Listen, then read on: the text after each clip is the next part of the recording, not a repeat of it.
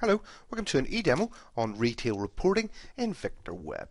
Today we're going to take a look at how we can use victorWeb's retail reports functionality and how that uses VictorEdge's video intelligence functions. So let's take a look at how we can first set that report up. So I'm going to go up to the setup button and I'm going to choose reports, and I'm going to go ahead and choose the plus button there to create a new report. And the first thing I'm going to do is enter a name for it. I could also enter a description there if I wanted to, and now I need to choose the report type from this drop down. The options in there are retail and BERS, and in this case I'm going to be running a retail report, so I'm going to choose retail. And you'll see underneath there we get a further drop down which has some other options in it, so I can choose to run an engagement report, a queue report, or a traffic report. What I'm going to do is a traffic report, and that is essentially using the VictorEdge enter exit video intelligence rules. So let's choose traffic report, and you'll see then that the parameters section expands out to allow me to choose the enter rule and the exit rule. So let's first of all choose the plus next to the camera. I can expand out the devices section and then the recorder itself, and just find the camera which has that rule set up and choose the save icon there, and you can see it pulls in that enter rule. And again I'm going to choose the camera for the exit rule. In the same way I'm going to expand devices and expand the recorder itself, and then find that specific camera, and again choose the save icon, and VictorWeb is going to go out to the VictorEdge and find that rule. Okay, so that configured. The next thing we need to configure is the date and time to run the search on. So we're going to expand out the date and time section, and there's two options in there. I can choose predefined, so I can select a date and time from this list.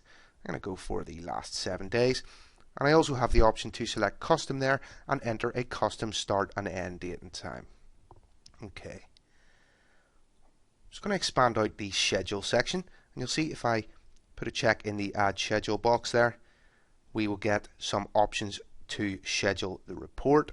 So that's going to make it run automatically based on whatever I select there. I'm just going to uncheck that, and then we have this email section, which if I check the add email box will allow us to send an email of that report when it is run. So that's going to be using either an existing email template, which is what we have selected by default here, or if I choose new, that will allow me to enter an email into that section. So let's uncheck that, and I'm going to go ahead and save this report, and you'll see it is then displayed in the list on the left hand side, and if I select it, it's going to give me all of the options which I've selected, and I can make edits if I need to as well.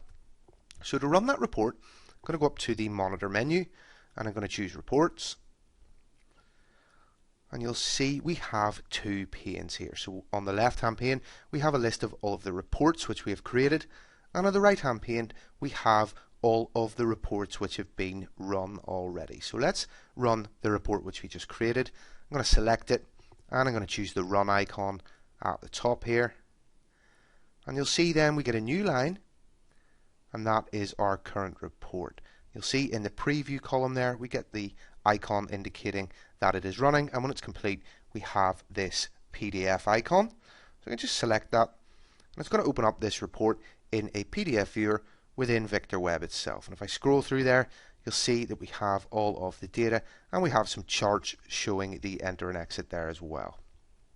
What I can do here is I can either close this out, or I can choose download. That's going to download that PDF to the browser's default download location.